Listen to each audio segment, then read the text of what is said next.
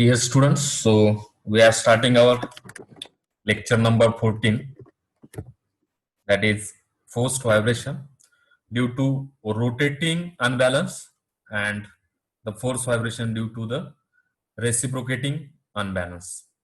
Both, that is force vibration due to the rotating unbalance and reciprocating unbalance. So this is the part of your unit number 2, that is single degree of freedom system forced vibration. So let's start with the first, the force vibration due to rotating unbalance. The force vibration due to the rotating unbalance. So the introduction of this force vibration due to rotating unbalance. So all rotating machines. So there are various machines which are rotating in nature. So all rotating machine in say mechanical engineering or in engineering, like centrifugal pumps, turbines, then electric motor, have some amount of unbalance left, has or have some amount of unbalance left in them, even after balancing with the help of precision balancing machine. This is the main cause for force vibration. What is that? Is due to the unbalancing. So all rotating machines such as centrifugal pumps, turbines, then electric motors, these are have some amount of unbalance left in them even after balancing with the help of precision balancing machine. And this unbalance because of some unbalance is left. So this unbalance is a common source for the forced vibration. So it is a common force for forced vibration.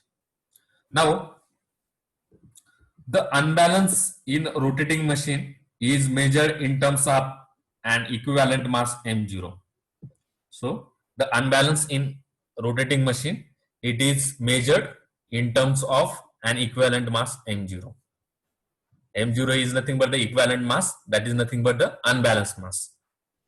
Rotating with a center at gravity, rotating this unbalanced mass, which is having a equivalent mass of m0, it is rotating with center of gravity, with its center of gravity at a distance e from axis of rotation of the shaft, or we can say axis of rotation of the machine. So this is the main cause of force vibration. Now the centrifugal force, because of this m0 is equivalent mass and it is rotating with an angular velocity of omega, and it's having center of gravity at a distance e, that is we can say the distance between center of gravity and axis of rotation, it is e. So because of that there is the centrifugal force. Now we know that centrifugal force is m r omega square. Now in that the distance between center of gravity and axis of rotation is e.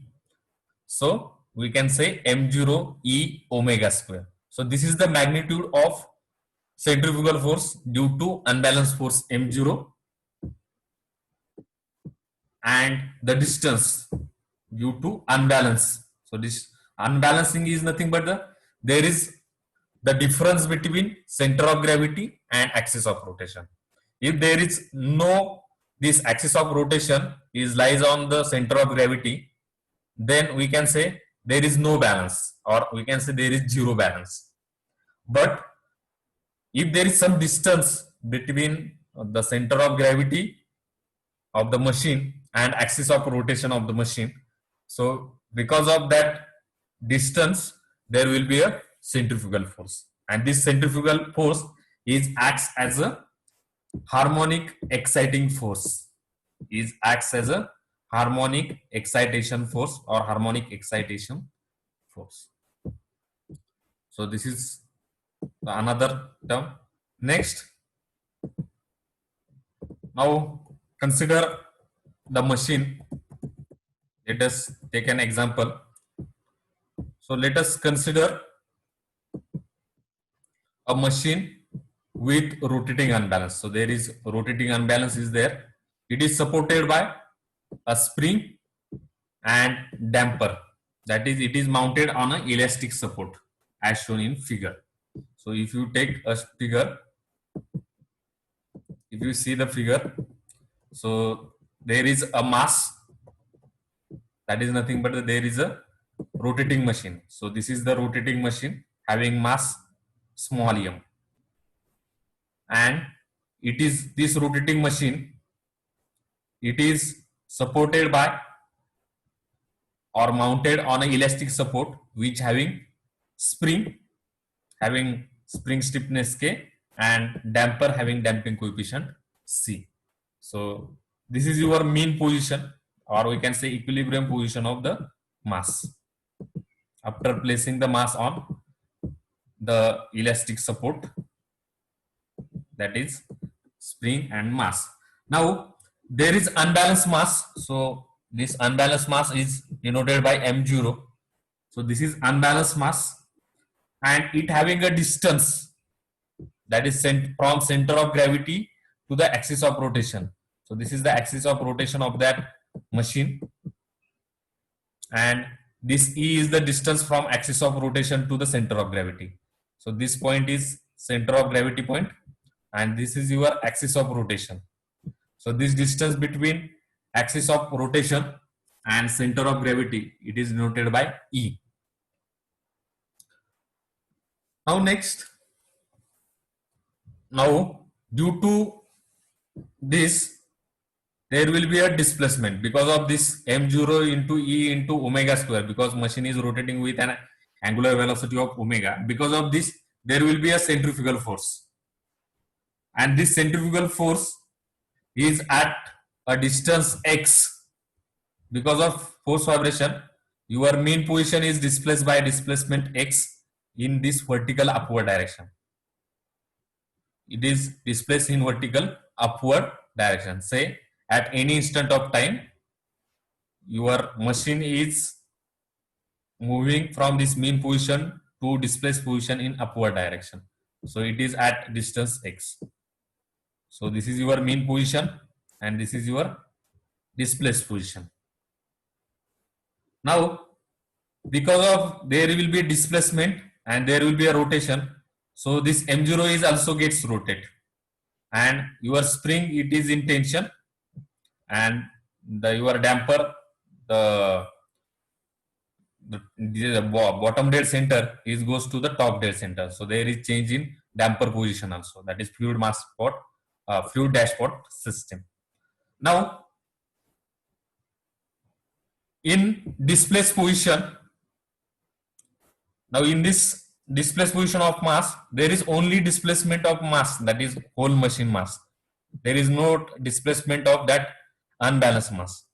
But if there is a displacement of that unbalanced mass through an angle some theta, so because of that, so this m0, it is also rotating and it is also displaced.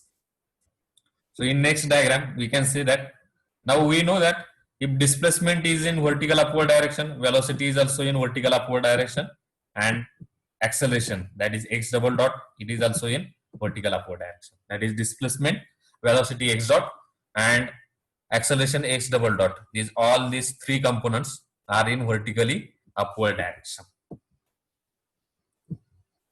Now, because of this, we know that inertia force is opposite to acceleration. So inertia force is opposite to acceleration. Now acceleration is in upward side, so the inertia force is in downward direction. So this is inertia force, that is in downward direction. Now next, if you take the x is the displacement of a machine only, that is it is displaced by x, but this mass m0 it is displaced by and displacement of E sine of omega t. If we take this triangle,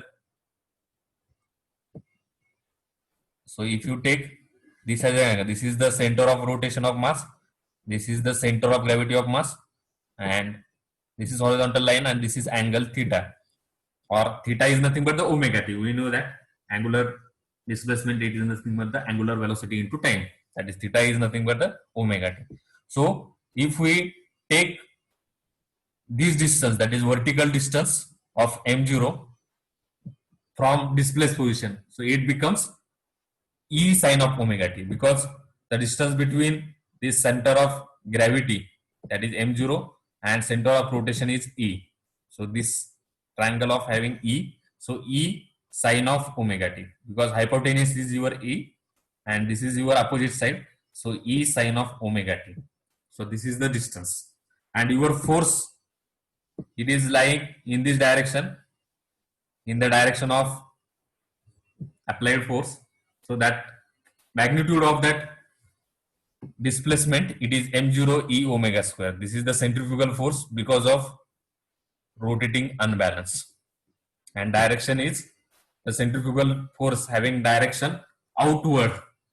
The centrifugal force has direction outward to the motion. So if we see the displacement of mass m0, so if you see the total displacement of mass m0 is x plus e sine of omega t. The x is the displacement of the rotating machine, that is mass m, and x plus e sine of omega t, it is the displacement of mass m0. And this small x, it is the displacement of mass m minus m0. What is? X is the displacement of mass m minus m0. So if we see the second diagram, we have not considered the rotation of this m0, but in third diagram we have considered the rotation of mass m0, unbalanced mass m0.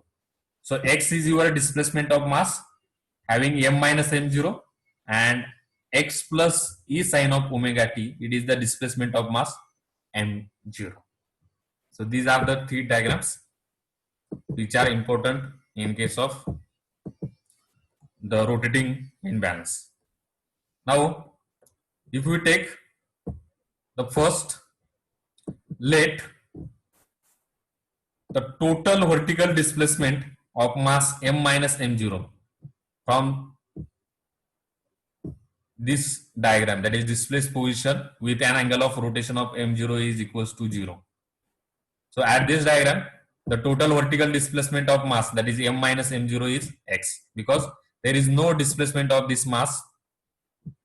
So there is only the displaced position with an angle of rotation of m0 is equals to 0 at that condition. So displacement is your x. Now in third diagram, the displaced position with angle of rotation which is equals to omega t, that is which is equals to theta at any time t. So total vertical displacement of mass m0, it is x plus e sine of omega t. So displacement of mass m minus m0 is x, and total displacement, that is x plus e sine of omega t, it is for mass m0. Now the inertia force due to the mass m minus m0, it is nothing but the, what is inertia force? Inertia force is nothing but the mass into acceleration. Now what is mass? Mass is m minus m0, and what is the displacement of mass m minus m0? It is x. So acceleration is x double dot. So x dot is velocity and acceleration is x double dot. So this is the inertia force due to the mass m minus m0 is equals to m minus m0 into x double dot. Now similarly, inertia force due to the unbalanced mass m0 only, due to the unbalanced mass m0. Now what is unbalanced mass m0? It is nothing but the mass is m0 and displacement is your x plus e sine of omega t. Now what is the derivative? Derivative of this double derivative, that is x double dot, means we have to derive this x plus e sine of omega t with respect to t. So if we derive this equation into d2 by dt square. That is double derivative, that becomes acceleration. So that becomes m0 x double dot, x derivative double that is double derivative is x double dot. Then e is constant, so e is same. Then sine's single derivative is cos omega t, and cos derivative is minus sin omega t. So minus is term is there, and sin omega t is there. The omega is the term this, because sin omega t into derivative of omega t, it is omega, and again double derivative, so it is becomes omega square. So m0 into x double dot minus omega square e sin omega t. So this is the double derivative of your this displacement, that is x plus e sin of omega t. Now if you take the D'Alembert's principle or equilibrium method, so we know that the summation of inertia force plus external force is equals to 0. Is equals to 0. Now, what is inertia force? Inertia force is first m0 minus x double dot, and second force, sorry, I have forgotten this. So if we m0 is multiply m0 into bracket terms, so we get m0 x double dot minus m0 omega square e sin of omega t. Now next is, according to D'Alembert's principle, we know that inertia force plus external force is equals to 0. Now what is inertia force? Now there are two type of inertia force, because first is, now acceleration is in upward direction, so inertia force is in downward direction. So both inertia force is in downward direction. So first inertia force is due to the mass m0 minus mass m minus m0, and that is m0 m minus m0 into x double dot. So this is the first inertia force. Now this is second inertia force due to the mass m0 only. So that is nothing but the m0 x double dot minus m0 omega square e sin of omega t. So this is second force. Now there are again two forces. Now displacement, it is in upward direction, so spring force is opposite to displacement, so kx is in downward direction. Similarly, velocity is also in upward direction, so damping force, it is nothing but the damping coefficient into velocity, that is c into x dot, it is in downward direction. So these all four forces, this is inertia force due to the mass m minus m0, and this is inertia force due to the mass only m0. Then this is the spring force due to displacement x, and this is the damping force due to the velocity x dot, that is damping coefficient into x dot is your damping force, and spring force is equals to spring stiffness into displacement. Now there are four forces, that is free body diagram of this mass. So if we take the algebraic sum of inertia force plus external force is equals to 0, so we get all these forces are in same direction, so all having positive direction. So all these four forces having positive direction. So if you take, so m minus m0 x double dot, so this is your first force. Then your second force is again m0 x double dot minus m0 omega square e sin of omega t, plus this is third force, that is cx dot, and this is fourth force, it is kx, and is equals to 0. So these are the two inertia forces, and these are the two external forces, that is damping force and spring force. So multiply, we get m x double dot minus m0 x double dot plus m0 x double dot minus m0 omega square e sin of omega t plus cx dot plus kx is equals to 0. Now in that, these two terms plus and minus get cancelled, so these two terms get cancelled, so we get this term is remaining, that is mx double dot, this minus term goes to this side of right hand side, so that becomes plus, so mx double dot plus cx dot plus kx is equals to This minus side goes on this right hand side. So we get m0 omega square e sine of omega t.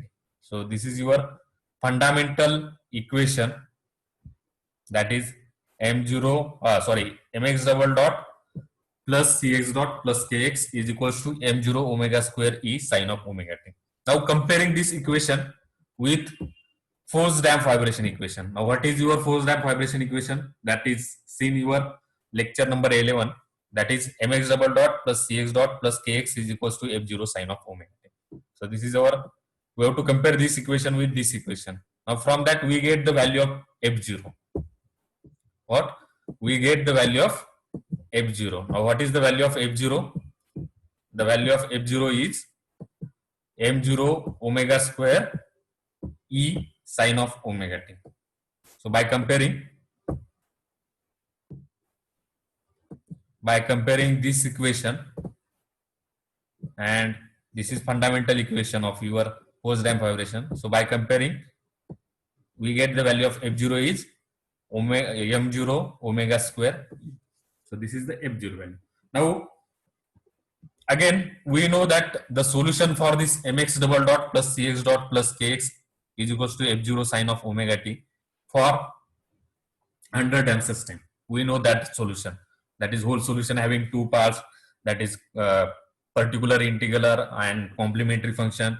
Then we have consider all these three systems, that is under damped system, over damped system and critically damped system, and in that only one system is your vibratory system, that is under damped system.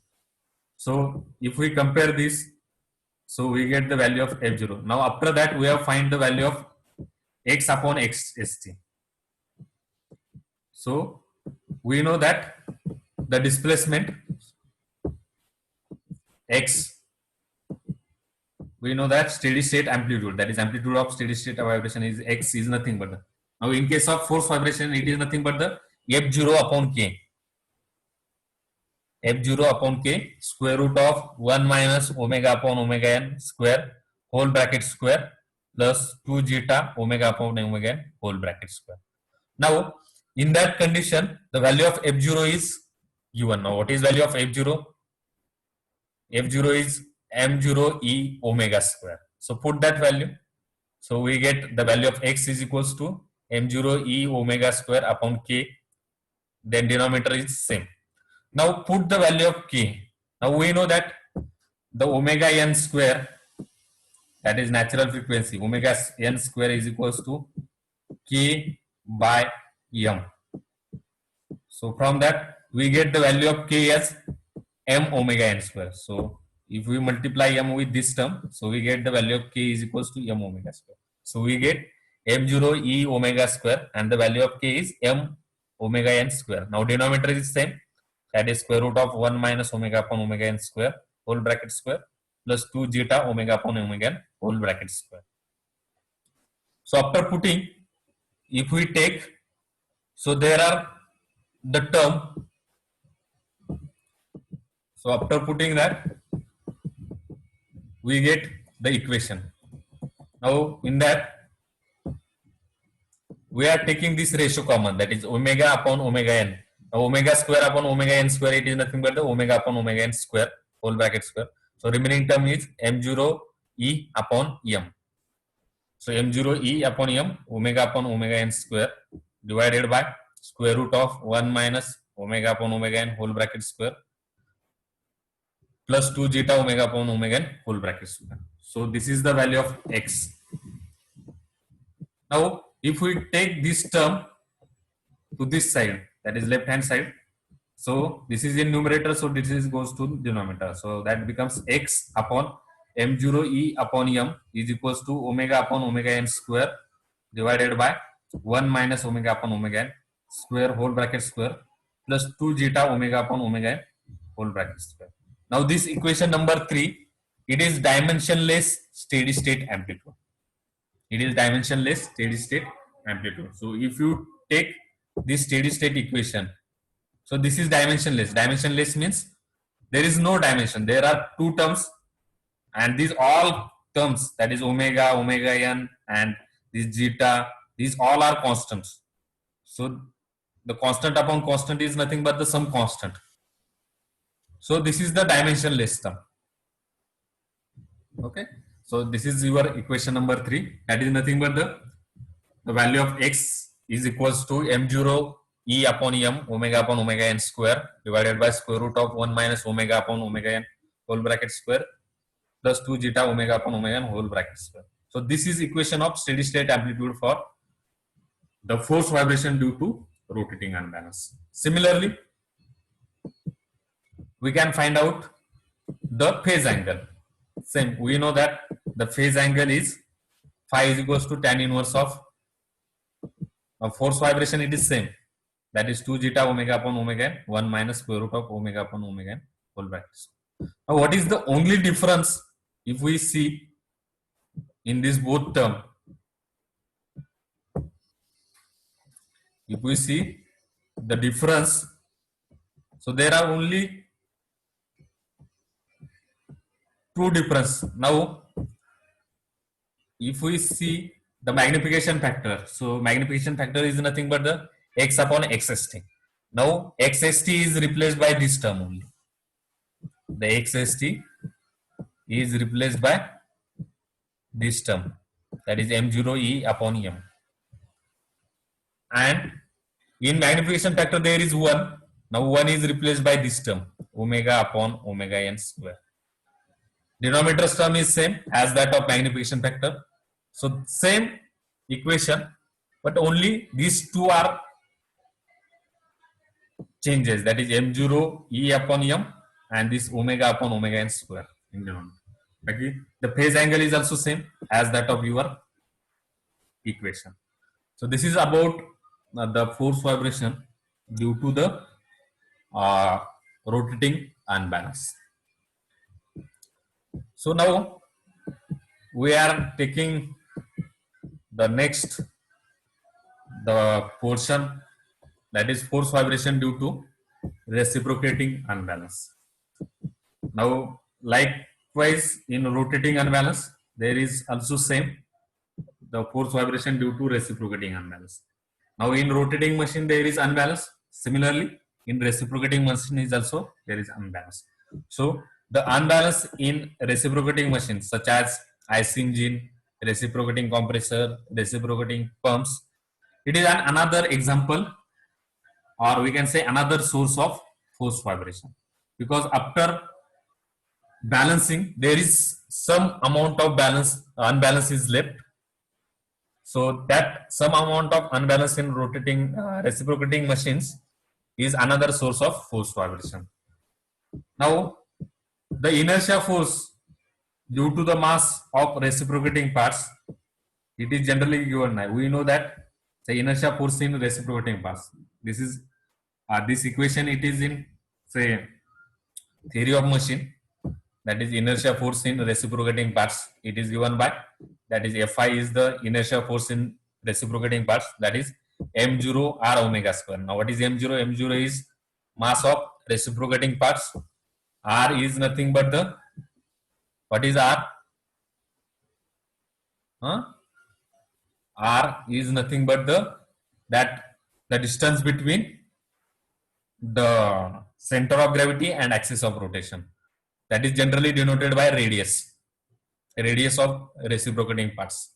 So for example, there is reciprocating part piston, that is slider crank system is there, that is piston cylinder is there. Now in that condition, m0 is mass of piston, r is radius, that is m0 is mass of that reciprocating parts, r is your radius of crank, and L is the length of connecting rod. So that becomes m0 r omega square sine of omega t plus sine of 2 omega t upon n. Now this n is called as obliquity ratio. Now we know that this obliquity ratio is L by R, that is length of connecting rod divided by radius of crank. So if the value of n is large, that is R is very small compared to L, then this term is very small, that is second term, that is sine of 2 omega t upon n. This second term is very small, so we can neglect this second term. So we can say that the inertia force due to reciprocating mass is given by, we have to neglect this term because the value of n is very large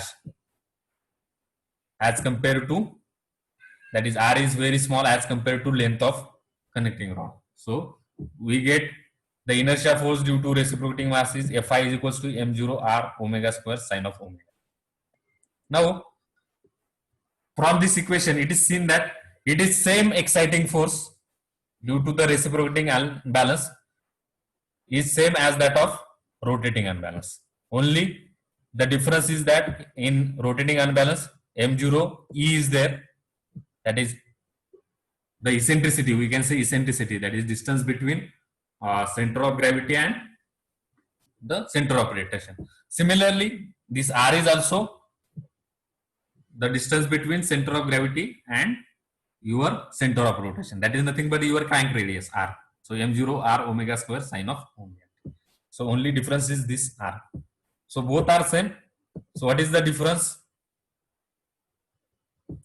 Only difference is r. So analysis of this reciprocal rotating system, that is rotating unbalance, is same which is applicable to rotating unbalance. जसं आपण analysis rotating unbalance से केलं, same analysis है reciprocating unbalance. So this is all about the reciprocating. Only difference is in rotating unbalance we use the term E, and in rotating unbalance we use the term R. This is the only smaller change, but all this procedure to determine the value of x and phi and all these terms are same. Now take an example. So we are going to take some example on this rotating unbalance and reciprocating unbalance, or we can say numerical. So we'll start with our first numerical. Now this numerical is generally asked in exam up to 6 to 8 marks, or we can say 10 marks also. So this numerical is very much important, which is asked in semester exam. So a system having a rotating unbalance has total mass of 25 kg. That is m is given, total mass of machine is given, so it is small m. So total mass of machine is given. Now this is rotating machine, so m is given. Then the unbalanced mass is given 1 kg. Now unbalanced mass is denoted by m0. So m0 is 1 kg. This is m is the total mass of rotating machine, and this is unbalance of mass. So here is m0. It is rotate with radius. Now this unbalanced mass m0, it is rotating with a radius of 0.04 meter. We can say radius or eccentricity E. So that is given E as 0.04 meter.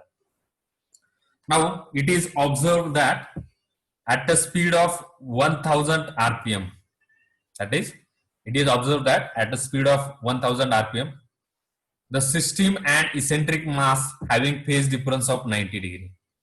So at n is equals to 1000 rpm, so from that one n we can find out omega. Now what is value of omega? Equation for omega, omega is nothing but the 2 pi n upon 60. So 2 pi n is 1000 upon 60.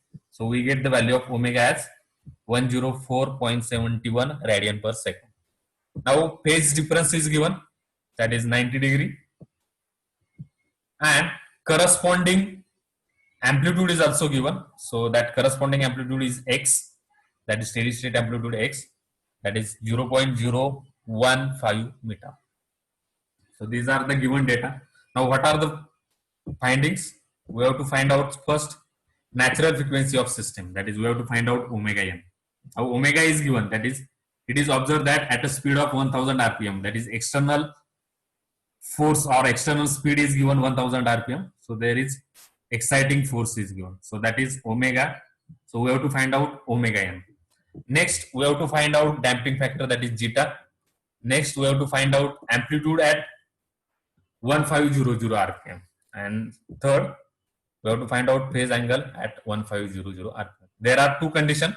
First is you are given that at 1000 rpm, and another we have to find out the 1500 RPM. So we are going to solve this problem. So given data is your mass, that is m is equals to 25 kg. Then unbalanced mass is given 1 kg. Then it is this unbalanced mass is rotating with a distance, or we can say radius. It is given as 0.04 meter. That is distance between the center of gravity and axis of rotation. Then the speed is given. So from that speed we can find out angular velocity, that is omega.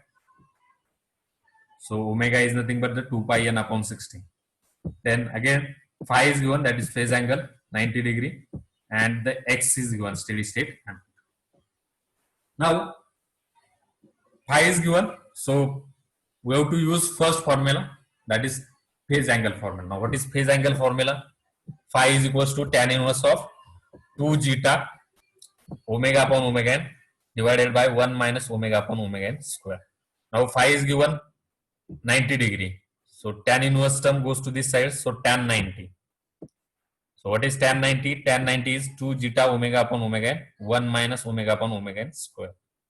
Now what is tan 90? Tan 90 is infinity. Tan 90 is infinity.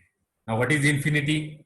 Infinity is nothing but the 1 upon 0.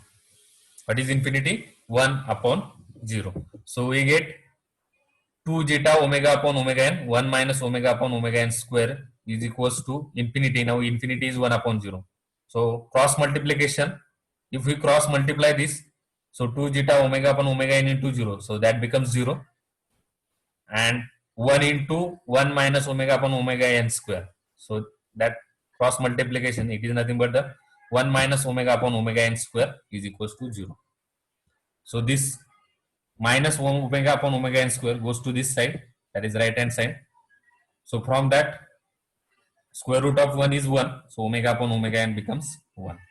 So also we have seen in phase angle phase response curve, that is at resonance, that is at angle 90 degree. There is angle 90 degree at resonance. So this is a simple, that is omega is equals to omega n. Your angle is 90 degree. Phase angle is 90 degree. So omega is given. So omega becomes omega n. So we get natural frequency first. Omega n is equals to 104.71. Next we have to find out the damping factor. Now for that, we have given the displacement x. Now for rotating system, we know that x upon m0 e upon m is equals to omega upon omega n whole bracket square divided by square root of 1 minus omega upon omega n square whole bracket square plus 2 zeta into omega upon omega n whole bracket square. Now at omega is equals to omega n, what will happen? That is at resonance. We know that at resonance this displacement is given. So at omega is equals to omega n, so this becomes 1. So 1 minus 1 0. So this term becomes cancelled. Again omega upon omega n is 1. So remaining term is only 2 zeta square and square root. Now square root and square get cancelled. So remaining term is only 2 zeta. And in upper side also omega upon omega n is 1. So 1 square is 1. So 1 upon 2 zeta. Now similarly x upon m0 e upon m. Now from that we get the value of zeta. Now what is value of zeta? So zeta we can take this side. So we get, what will happen? This goes to this side, that is m0 into e upon m into x into 2. This is value of x. Now what is value of m0? m0 is 1. The value of e is 0.04 meter. The mass is given. Mass is given 25. This is 2. And this displacement is given 0.015 meter. Now from that we have find the value of zeta. And what is that value of zeta? 0.0533. This is the damping. Now the next condition is given. We have to find out the amplitude at an speed of 1500 rpm. Now we get the value of omega from first condition. Now second condition, the speed is different. Now speed is difference means the angular display, angular velocity is different. So omega becomes, so for second condition, omega is 1500 rpm. So omega is 2 pi n upon 60. So that value becomes 157.07 radian per second. And we are having omega n value as that previous value.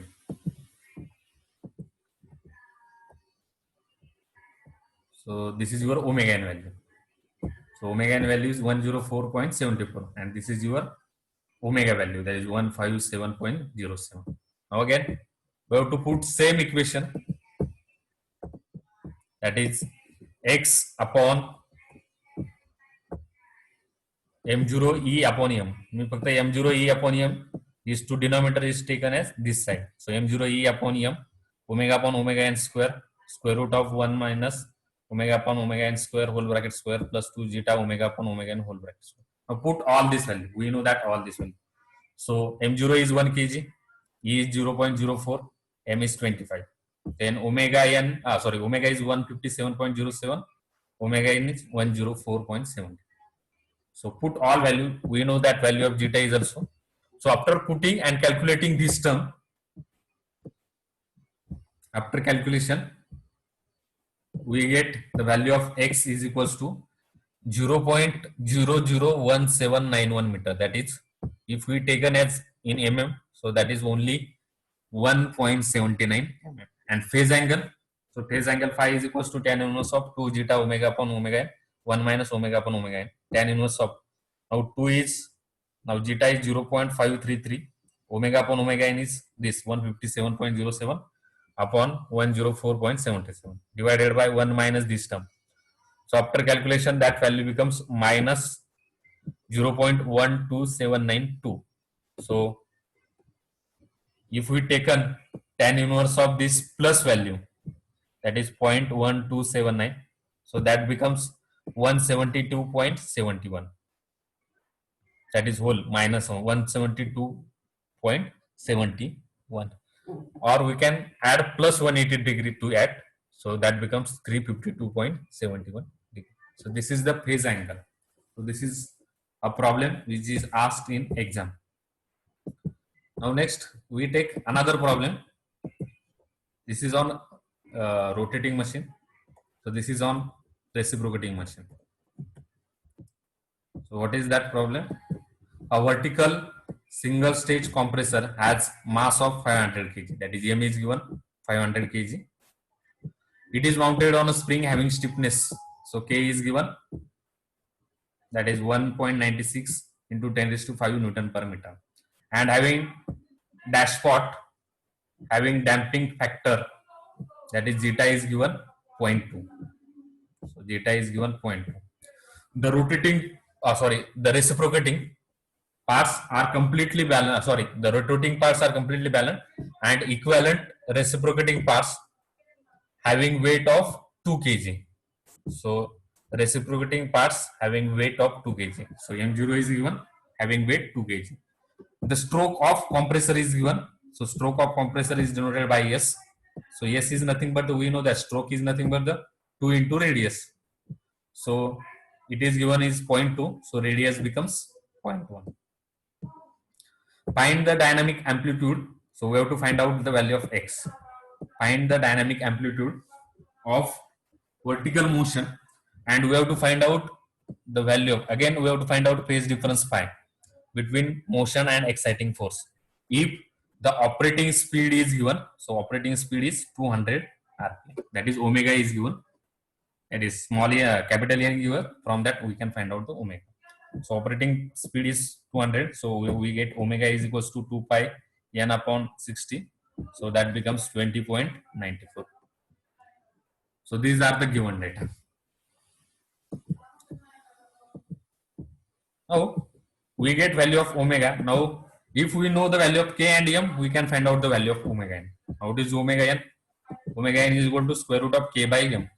Now k is given square root of 1.96 into 10 raised to 5 divided by mass of machine is given 500. So that value of omega becomes the 19.79 radian per second. So the ratio omega upon omega n as 20.94 divided by 19.70, that becomes 1.06. Now we have to find out dynamic amplitude. So dynamic amplitude or steady state amplitude, it is given by x is equals to m0 e. So this e is replaced by r.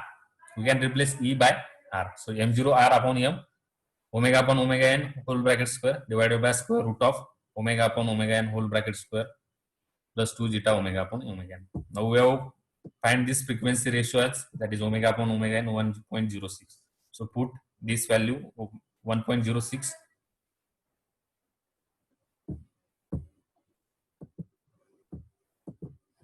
So after putting, again zeta is also given 0.2. So after putting all this value, so m0 is 2, then e means radius, it is 0.1, mass is 500, omega upon omega n is 1.06, so 1.06 square divided by square root of 1 minus 1.06 square whole bracket square plus 2 zeta, 2 into zeta, zeta is 0.2 into 1.06 whole bracket square. So that the value becomes 2.3042 into 10 raised to minus 3 meter. So this is the value of x. So if you take an mm, so that is 2.3042. Now next we have to find out the phase angle. Now we know that the formula for phase angle. So what is formula? That is phi is equals to tan inverse of, we know that phase angle phi is equals to tan inverse of 2 zeta omega upon omega n 1 minus omega upon omega n square. So tan inverse of 2 into 0.2 into 1.06 divided by 1 minus 1.06 square. So tan inverse of, if we calculate this term, that becomes minus 3.43. So that angle becomes 1.0625, and if we add this plus 180 to this, so that becomes 286.25. So these are the phase angle for reciprocating motion. So this is the some problem which is based on rotating unbalance also, or which is based on reciprocating unbalance. So in today's lecture, we have seen the two important terms, that is force vibration due to rotating unbalance and force vibration due to reciprocating unbalance. Also, we have seen one problem on rotating unbalance and one problem on reciprocating unbalance. So thank you for all this. Thank you.